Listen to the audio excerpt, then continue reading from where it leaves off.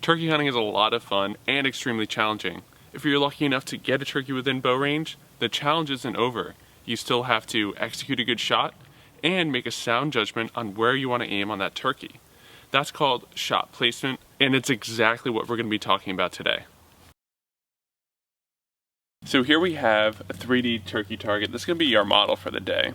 Now this turkey is in full strut. It's all puffed up, its fan is out, and that's kind of presents some serious challenges to the bow hunter, because when their feathers are all puffed up, it's much harder to see their skeletal structure. If I was, if I had this type of scenario where a turkey was all puffed up, there's a few options that you can do. You can either take a headshot, which is unlike a deer or larger game like that, a headshot on a turkey is an absolutely acceptable option, and actually a really great one, because you don't have to visualize where the vitals are on the turkey. The head is there. It's either a clean kill or a complete miss. If you're going to take a headshot, you want to aim at the base of the neck.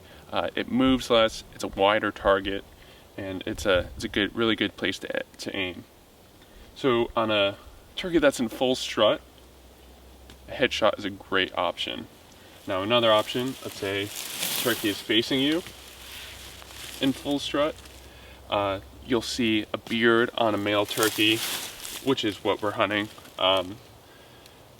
So the beard will be here, and right where the beard joins the body, between there and this red part is called the wattle, is going to be a really good place to aim.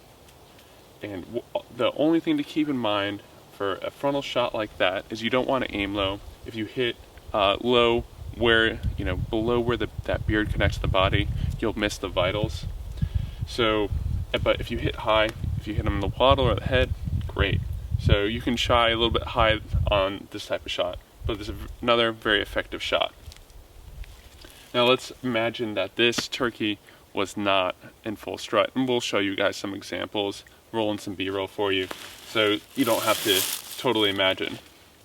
But let's say he's standing broadside. Now, just like on, deer, elk, or any other game we're hunting, we want to aim for the heart and the lungs. Now, on a turkey, the heart and lungs are if you see where the wing joins the body, that's going to be a great indicator of where the heart and lungs are. They're usually going to be right there at that joint or just slightly behind it.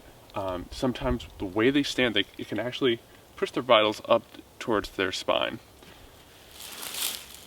But broadside, let's say this turkey was not in full strut. We'll show you an example of that right now. You want to aim right where that wing joins the body or slightly behind it. Now another great shot to take, again, let's pretend like this turkey isn't in full strut, is a facing away shot. And when they're not in full strut and they're facing away, you just want to visualize that arrow's path into that heart and lung area. And we'll show you exactly where to aim right here. Great, so I'd say you do have a turkey in full strut. Now this is a really tricky shot, definitely not for a novice archer to take, but you can aim for the base of the fan and send an arrow through to the chest cavity. Again, it's a tricky shot to take. If you don't feel confident in it, definitely don't take that shot. You can just wait for something better to present itself. So there are a few different options for turkey shot placement. It's definitely much more than larger game. Headshot is a great option. Again, that facing away shot, the straight on above the beard, between the beard and the wattle. All excellent options that are easy to identify and will result in a quick and ethical kill. Now the other component of making a good shot on turkey is practicing. We want to practice like we're hunting. When we're turkey hunting, there's not a lot of times when we're going to be standing up. So you want to practice sitting, kneeling. If you're going to be hunting out of a ground blind, sitting in a chair, You want to practice that out of your ground blind, sitting in your chair. And we have a really great video on Bowhunting 360 about practicing out of your ground blind and how to do that.